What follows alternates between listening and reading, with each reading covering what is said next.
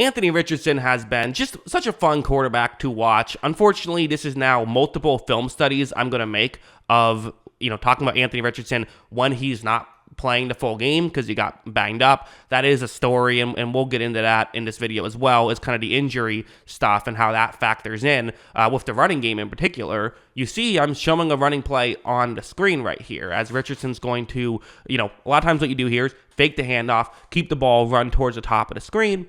Not what's happening here. Richardson's just going to hand the ball off. So why am I showing this play? Why would I show a running play when the quarterback isn't the one running when it's a film study on the quarterback? Well, you see how I've circled two Tennessee players in white? Those two guys are going to be really key here as, again, a lot of times what you're going to do as a quarterback is keep the ball and run towards the top of the screen. So watch how when Richardson fakes the handoff, he takes a step in that direction, and both of those two Tennessee players are moving towards Richardson. They're prepared for a Richardson run, which is huge because let's just use math here. You have one quarterback and one halfback. You're now also getting two players out of the way, two Tennessee players out of the way. That means you still got 9 blockers and 9 defenders. One guy on one guy across the board. As you see, the running back is able to skip through everybody, really well blocked by Indianapolis, and they're going to get a touchdown on this play. So while the blockers deserve the credit and the running back deserves the credit, the reality is that's not a touchdown if Gardner Minshew hands the ball off, I don't think. Like, it seems weird to say, but yes, you can add value on a play where all you did was hand the ball off if you're someone like Richardson. This is something we've seen from Lamar, right? Where like Gus Edwards has a career over 5 yards per carry because he's played most of his career with Lamar Jackson as the quarterback, and it inflates stats. It makes things easier. You have one less guy to worry about. That's going to make it easier to run the football. Also, when Richardson's throws are working, they are working. I mean, it just looks incredible where what's going to happen on this play, zone coverage, you see kind of that slant route over the middle, could get into a gap in coverage. Watch as Richardson takes the snap. He's going to look in that direction. There's, a window about to open. But again, there's players you have to worry about over the middle. I mean, we saw Jordan Love just throw a pass like this directly to a linebacker on Monday Night Football. These things can end up in mistakes. But no, Richardson times this one perfectly, puts it right on the money, and they're able to get a little chunk play there, pick up a first down. That's just good stuff by, again, everyone involved, but good stuff by Anthony Richardson. And these are the kind of things I don't think we were fully expecting from Anthony Richardson heading into this year. We were expecting, okay, the running game's going to be good. Okay, he has a huge arm, all of that stuff. But the way he's ran these like traditional play action plays has been really exciting to watch, and I think really fun to watch, especially if you're a Colts fan. Also, heading over here, what's going to happen is this is the interesting play. So right off the bat, have a receiver running a deep route towards the sideline. So, against zone coverage, there's going to be defenders in the area, right? So whatever. This is going to push defenders further deep, kind of help set up other stuff. As you see, Richardson's going to take the snap, and it's going to be really well blocked. I mean, offensive line does a really good job at giving Richardson some time and a clean pocket to make this throw. Down the field, you see that player I was talking about running a deep route. Well, there are Tennessee players in the area, but there is still kind of a window towards the sideline if that's where he wants to go. That's where the receiver is going.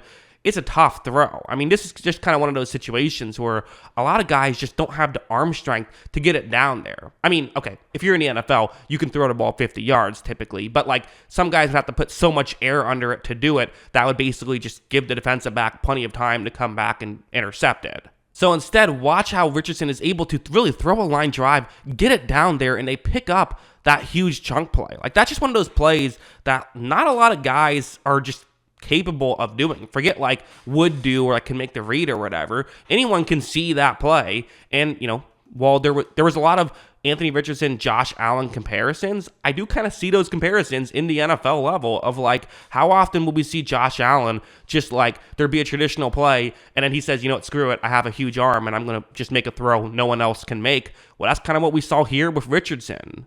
Again, the negatives, we do still see some negatives. I feel like we still do see some missed throws. This one-on-one matchups, man coverage, curl route. A lot of times you want to throw these plays with anticipation. You don't want to wait too long. You want to get the ball out of your hands relatively quickly. You see how Richardson takes the snap. He is going to eventually look in that direction right here. There is, receivers cutting. Richardson's now about to make this throw. And in fairness, there is pressure, so that could have potentially affected this play. I don't know. However, the throw just goes haywire and it is not able to be complete. And again, this is one example. There are more. The accuracy thing with Richardson still is a criticism. Every now and then you'll see some tweet about like, oh, I thought Anthony Richardson wasn't accurate, and they'll throw like one of his best passes of the day. And it's like, no one's saying he can't be accurate or he doesn't have accurate throws. It's just a consistency thing. He'll miss some throws. Although I would say this, I think the accuracy thing hasn't been as big of an issue as maybe we would have thought of. While there have been some missed throws, I don't think there's been as many missed throws as you might expect. So that's definitely something to get you a little excited as well if you're a Colts fan. That something that was supposed to be a massive negative about him as a prospect has instead only been like kind of a negative, which I think is pretty good. So yeah.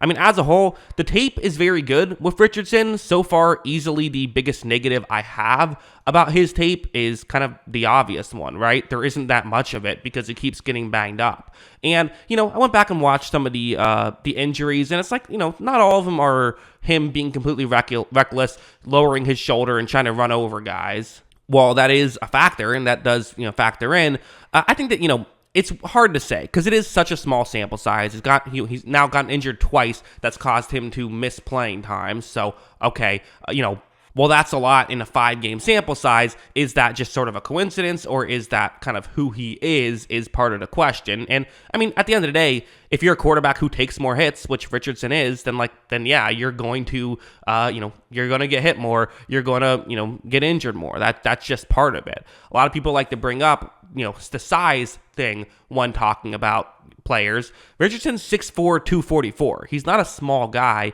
but again, it's not always about size that prevents injuries. A lot of people view it as, oh, well, if you're big, you're not going to get hurt as much. And while there's definitely some truth to that, I mean, at the end of the day, that's just physics, right? When you're smaller and a bigger guy is tackling you, you're more likely to get hurt. Like, yeah, that logically follows. But the biggest indicator of injury, and really the main indicator of injury, is always play style. Someone like Anthony Richardson is probably going to get hurt more frequently than someone like Bryce Young, because even though one's built like a tank and the other is built like me, at the end of the day, well, what's the, if you have a tank and a moped, sure, the moped is going to be more fragile, but at the same time, if the tank is in a war and the moped is just sitting in your garage, well, which one's more likely to break down? It's going to be the tank in that scenario. It's how you use it as well. So at the end of the day, I mean, Richardson's been a good enough passer. I believe there's been some talk about people saying, hey, do we even need him to be a runner as much? Maybe we can pull back on that. I do think maybe you can pull back on it a little, but at the same time, his running ability is part of what makes him special. And I don't know if he's going to be a superstar quarterback if you don't let him run with the football with designed runs here and there. I can't help but think about the Robert Griffin III thing where, he kept getting hurt. So I kind of tried to stop having him with the, run these design runs, but then the offense really struggled. There were other factors, but that was a part of it. So I think you do want to have him continue to be a runner. You hope that the injuries don't keep piling up because he's so fun to watch when he's healthy. So yeah, those are kind of all of my thoughts on Richardson the player, and also Richardson, how the injury stuff affects him as a player, all of that stuff. But yeah, those are my thoughts. What are your thoughts? Let me know in the comments below. Always love hearing from you. And of course, as always, thanks for watching.